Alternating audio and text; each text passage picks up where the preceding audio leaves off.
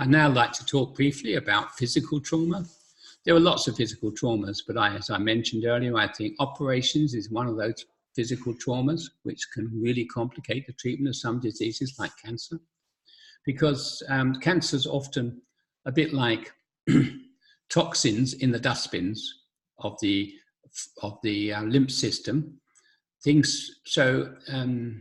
When you get stung by a bee or a wasp or something, it locally swells up quite rapidly in a matter of minutes.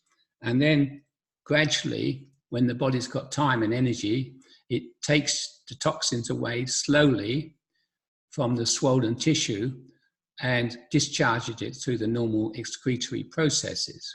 That's the normal process. So rapid increase, slow discharge. With so-called cancer, you often have lumps.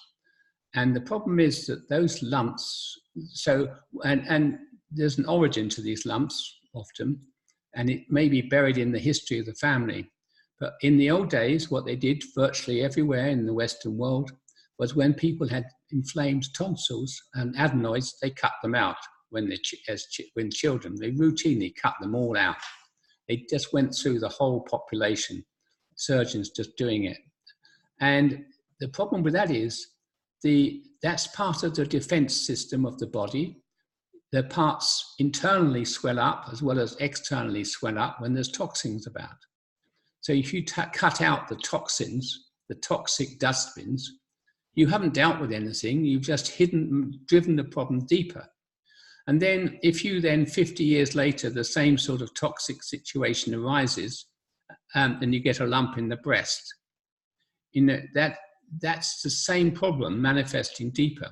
And I've had lots of success with cancer in treating, just by treating the operations, the trauma of the operation, which is buried deep because of the anesthetics.